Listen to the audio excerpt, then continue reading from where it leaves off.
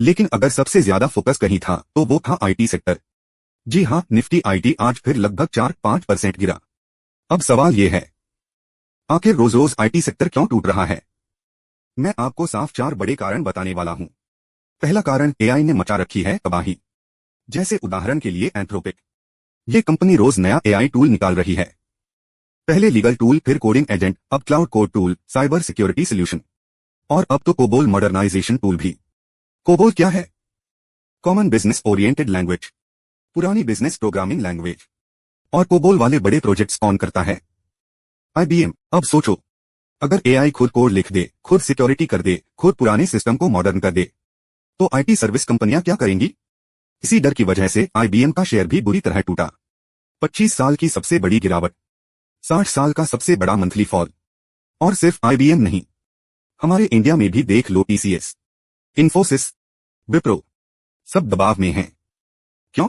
क्योंकि एआई कंपनियां बोल रही हैं, हम सस्ता करेंगे, तेज करेंगे, इंसान की जरूरत कम कर देंगे।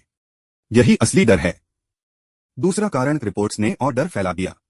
अब सिर्फ एआई का डर नहीं है, रिपोर्ट्स भी आ चुकी हैं। एक रिसर्च रिपोर्ट कह रही है कि 2028 तक ग्लोबल इंटेलिजेंस क्राइसिस जैसी स्थिति आ सकती है। मतलब massive job loss, AI coding agents इंसानों को रिप्लेस कर देंगे। बड़े क्लाइंट्स कॉन्ट्रैक्ट कैंसिल कर सकते हैं।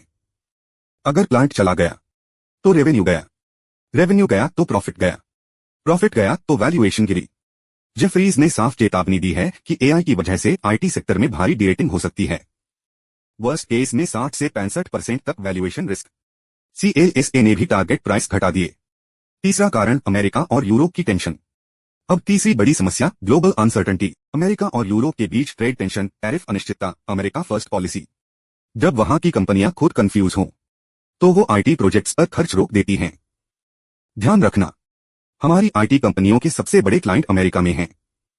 दूसरे नंबर पर यूरोप। अगर वहां स्पेंडिंग स्लो हुई तो यहां ग्रोथ स्लो होगी, और मार्केट पहले ही ये डिस्काउंट कर देता है। चौथा कारण, एफआईआई की जबरदस्त बिकवाली। अब सबसे बड़ा ट्रिगर, एफआईआई सेलिंग।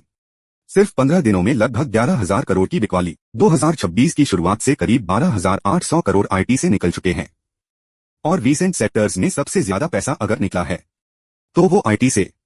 मतलब फॉरेन इन्वेस्टर्स आईटी से निकल रहे हैं और पैसा एआई कंपनियों में शिफ्ट कर रहे हैं। इसलिए रोज जो आप लाल लाल निशान देख रहे हो, उसके पीछे डोमेस्टिक से ज्यादा फॉरेन सेलिंग है। अब एक बड़ी बात, निफ्टी आईटी में जो गिरावट आई है वो 2008 ग्लोबल फाइनेंशियल क्राइसिस के बाद की सबसे बड़ी गिरावटों में से एक है। इंडेक्स करीब 20% तक नीचे आ चुका है।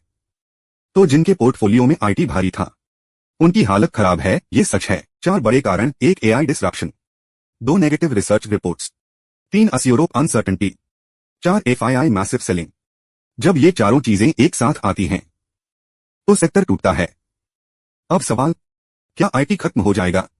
नहीं, लेकिन जो कंपनियां एआई को अपनाएंगी वही बचेंगी, जो नहीं अपनाएंगी वो संघर्ष करेंगी। बाकी दोस्तों, अगर वीडियो पसंद आए तो लाइक करें, चैनल को सब्सक्राइब करें।